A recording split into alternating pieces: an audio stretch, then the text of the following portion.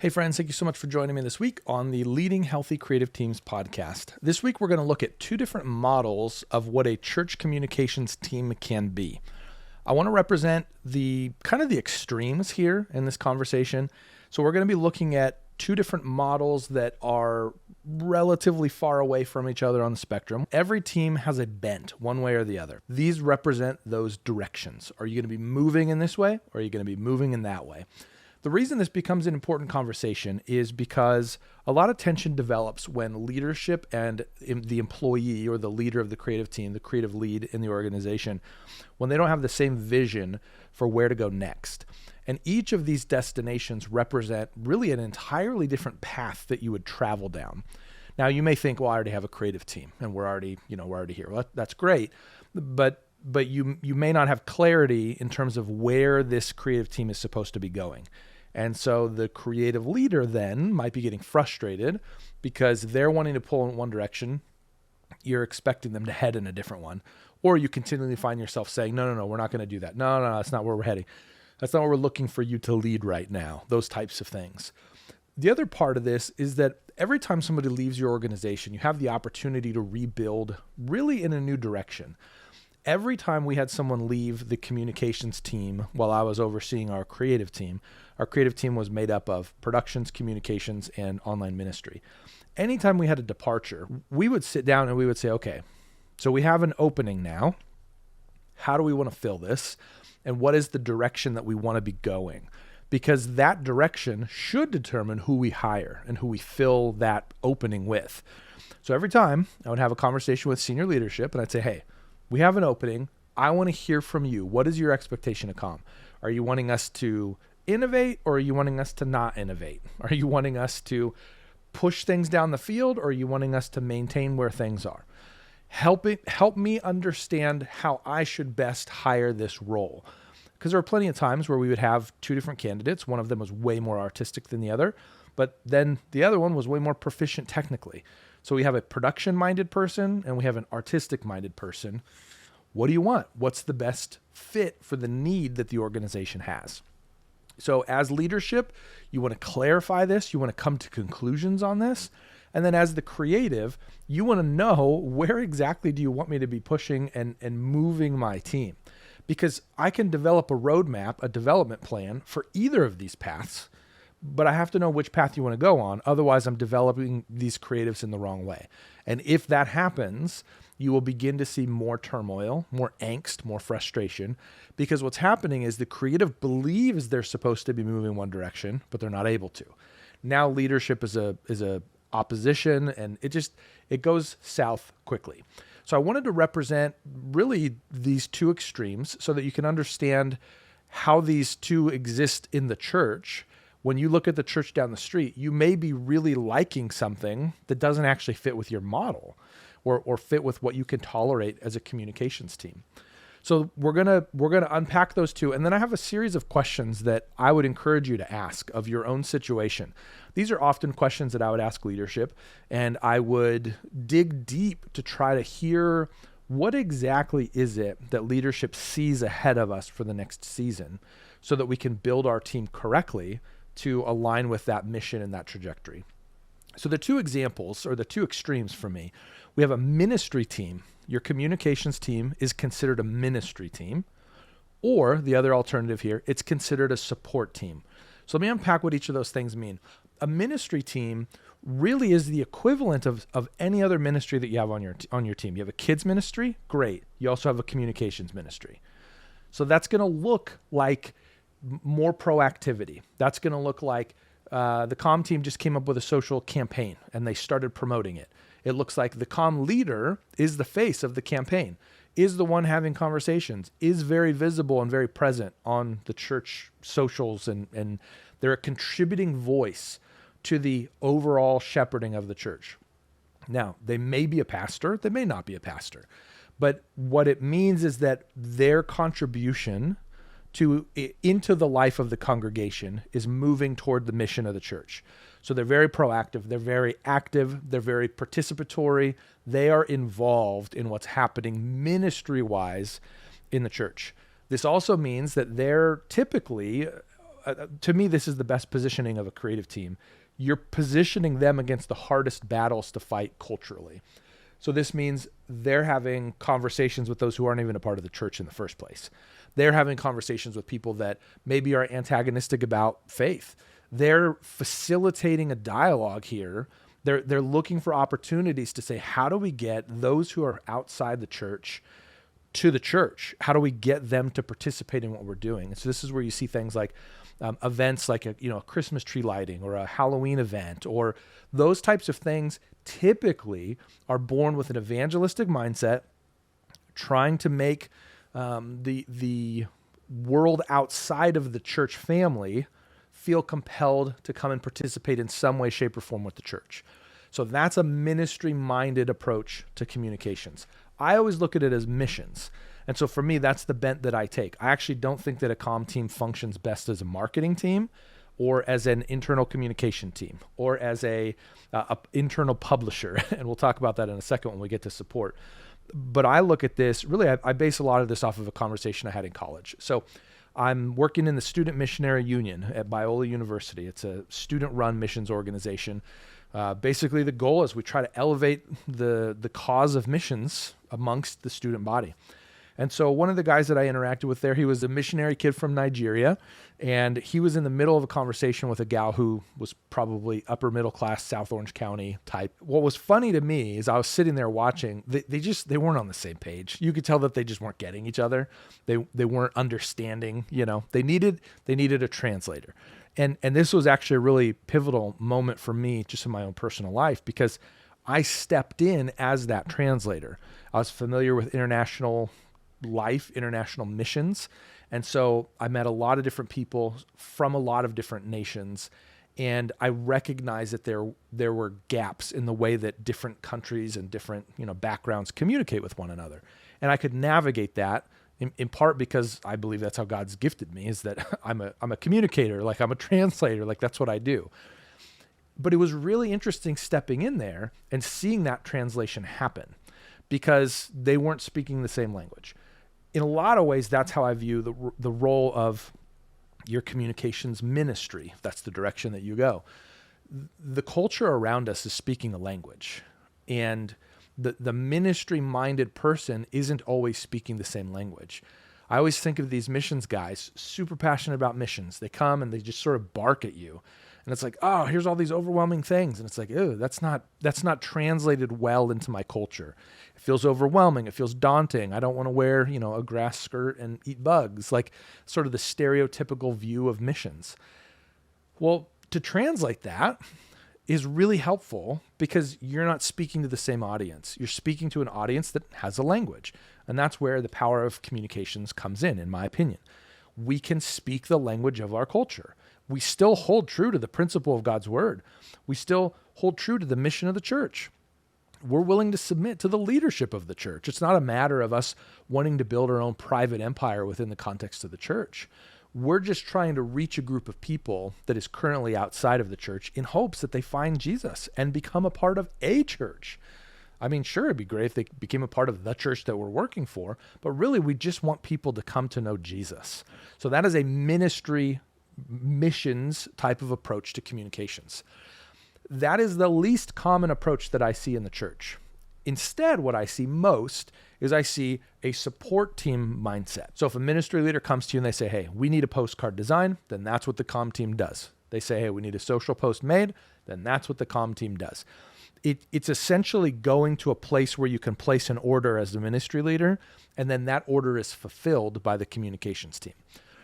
I think that this has evolved over time. I don't think this is an intentional design or an intentional decision for church leaders, because early in the days of church communications really becoming a thing, it really was positioned to be an evangelistic, reach outside the walls of the church type of system or a type of a ministry. That's what it was intended to be. I know that there are a lot of marketing tactics and advertising strategies and all these kinds of things that really sort of came with that. But what's happened over time is we don't trust comm to be able to make decisions that are related to ministry. Instead, we want to rely on the ministry leader to initiate the right things with comm. And so what we're finding, at least what I'm seeing a lot of, is a ministry leader comes to the comm team and says, I need X, Y, and Z done. And so then the comm team has to get X, Y, and Z done. Where things get tricky is that if X, Y, and Z aren't the right things to do, aren't good things to do, or if comm thinks that they have a better way to approach X, Y, and Z. And this is really where the tension begins happening in a team. It becomes very unhealthy very quickly, because what you have is you have a person who's hired and they want to be a missions-minded person, but they've been asked instead to just do what somebody else tells them to do. There's this general sense in the creative space of my trade is being devalued, my expertise is being devalued, people aren't listening to me, people aren't interested in what I have to say, or they don't want to hear my advice or my counsel or whatever. And it really puts the creative in a bad position. And over time, what happens is they get more defensive more quickly, they listen less, they hear less. In some cases, they become aggressive, they become frustrated, they become angry, they become toxic. And that's not where we want to go. What's fascinating to me, though, is that I have worked with some exceptional designers that actually thrive in an environment like this. And I've worked with others that, absolutely cannot stand an environment like that. So the reason that clarity is so important in this separation, in these two different approaches, is because you're going to attract different types of people. But more than that, because you're going to keep different types of people. So if you want somebody who's wildly innovative, then you need to understand what comes with wild innovation. And it may be complicated, it may be difficult, it may not be exactly what you're hoping it is. This is where tension lives, in that, oh, that's not what I expected. Oh, why are they trying to do? Nope, I don't want them to do that. As you begin throttling back, that's where frustration lives. Let me run you through a couple questions that I have found to be very helpful. For full transparency here, I was never given this clarity in my time in my career serving in the church as a creative, as a communicator. I never once had someone sit me down and say, okay, here's the distinctions that we want to make in your team. I pushed really hard my whole career to try to get clarity on these things. And I'll tell you, in some areas we got clarity, but in some we never did. And so it's really born out of this need to pursue clarity that these questions exist. So if you're a leader and you're sitting there and you're saying to yourself, I don't know what kind of paradigm of comm we want to pursue, great. Evaluate these questions and think through where these things go for you. And if you're a creative and you're like, I just don't feel like I'm in the right spot, you may be in the right spot, but you may need to do different types of work than you think. You may need to be doing the creative leadership work that says, hey, leadership, I have some questions that I want to walk through with you so that we can get clarity on where you want us to go. Because if you're frustrated by a certain decision that's made or a limitation that you feel like is placed on you, you need to be able to articulate, one, why you're frustrated by it, but two, why that frustration and that limitation is preventing you from accomplishing something bigger. What you may realize is, oh, the organization doesn't actually want me to be the face of things on social. That's what is true, but you've been arguing against, something. We need to be innovative on social media. Well, if you can't do it, it's going to be really hard to do that. It's going to be hard to get all the pastors on board or whoever to move toward your vision, a vision they don't share. So then maybe start dropping some vision. Maybe start, stoking the flames a little bit and getting people excited about the potential of something that they can participate in. But again, the clarity around the direction and the expectation of your team is going to be super important. Let's jump to the questions. The first thing to me that's a real indicator as to whether or not you're a ministry team or a support team, can you make decisions without approval? Or in the case of the leadership, can your creative team, can your comm team, can they make decisions without approval? And I don't mean I chose blue, do I need to get it approved? What I mean is there are some fundamental things that we're trying to accomplish as a team. We're going to start an ad campaign that promotes this, that, or the other. Does that need to get approved? Or do you have the freedom to be able to move forward with those things? Does leadership come to you and tell you how to run an ad campaign? That's a support model. So if you're expecting to be a ministry team, you're going to be like, no, I don't want to do that. I want to do this. There's going to be tension there. And so who can make the decisions in your space and about what? If you find that the things that you can make decisions about are very, very small, there's not many of them, there's a very good chance that you're in a support system, a support team system for your communications team. That might be okay with you, that might not. But what it does is it clarifies for you, oh, I need to stop trying to bite off way more than I can chew or way more than the organization wants me to have. I need to stay within this much more narrow lane because I'm in a support organization. Can you make decisions without approval? The next question that I think is an important one to ask: can you represent the organization on social media? Or do you need to have a pastor or a minister or a front-facing ministry leader be the face of everything?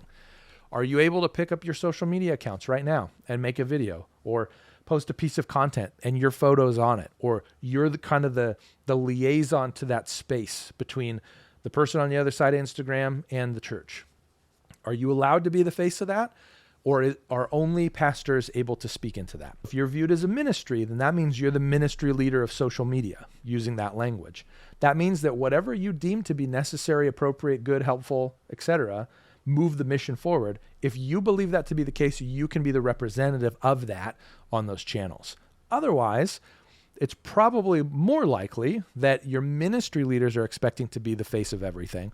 And so then you become the supporter of them being the ministry leader. Can you represent the organization on socials, or do you need somebody else who is more front-facing to be that? Third question: can you create policies that other ministries are expected to adhere to? Often we get into this complicated spot as communicators where we see that a change needs to happen in order for us to survive, to thrive, to be able to do our jobs well, but leadership doesn't like the change that we're asking to be made. If the communications team comes up with a new policy, hey, we need 3 weeks advance notice during this season, not 2. Is there an expectation that you have the ability to do that?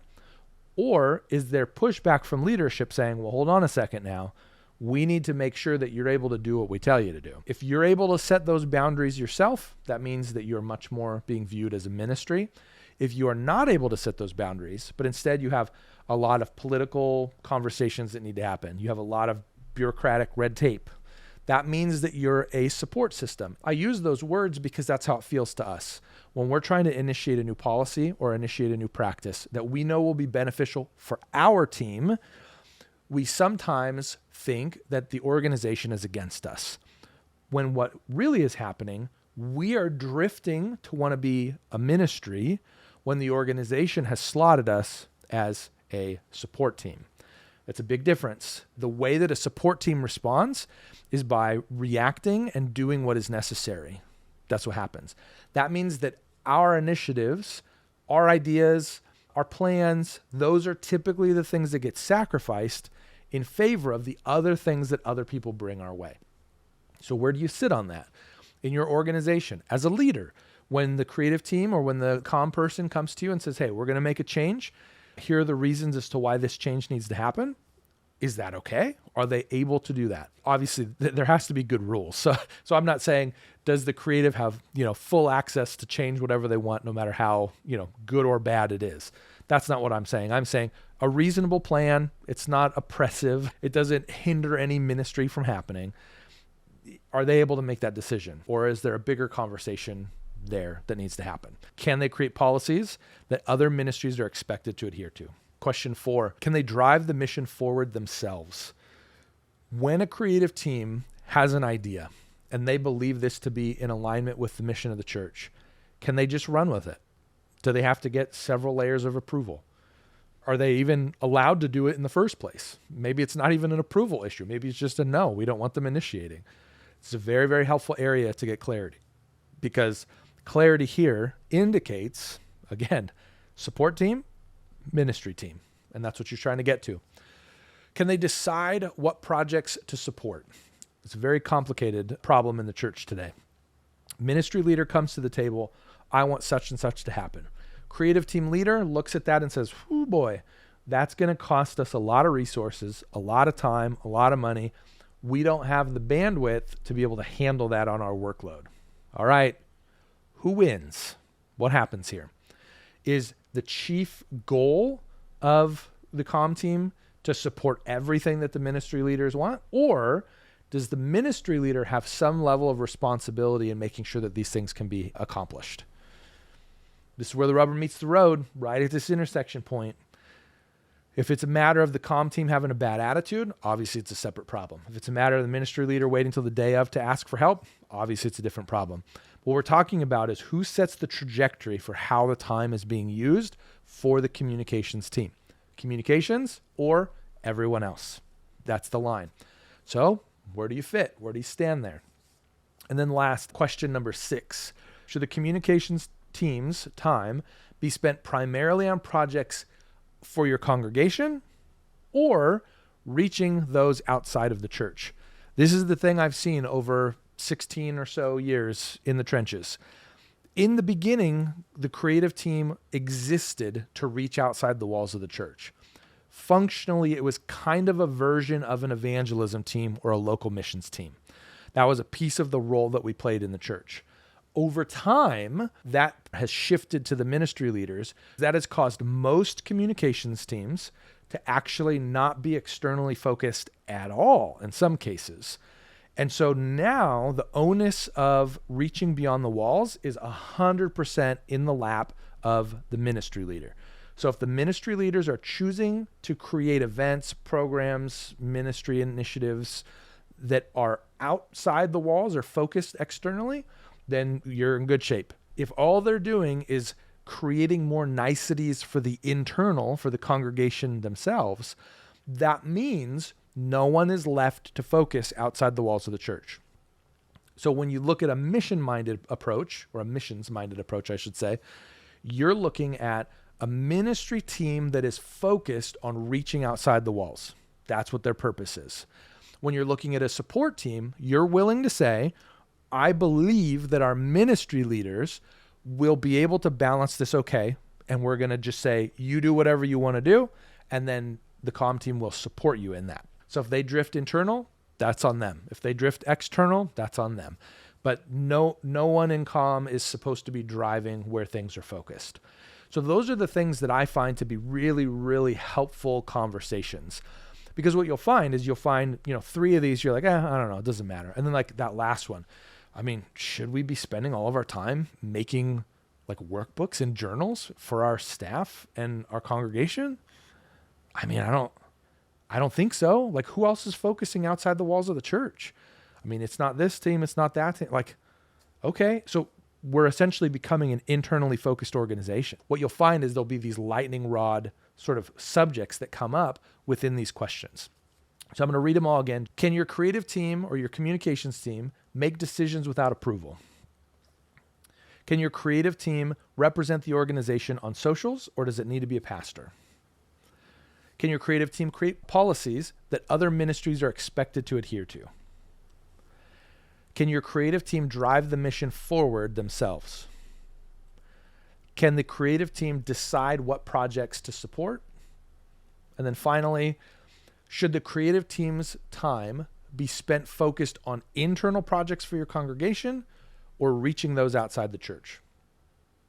Those are the things that I would work through with leadership. If you're creative, talk to them. Have these be the basis of a conversation. If you're in leadership, this is a place where clarity needs to happen for your existing team. And if you're in the midst of a rebuild, like for us, again, every time a new person would come on our team, before we would make a decision, we would do a mini rebuild. We would say, how do we adjust based on what we have, where we need to go, and what leadership's looking for us to accomplish? So it's a recalibration with leadership. Where you want to go? What do you want us to accomplish?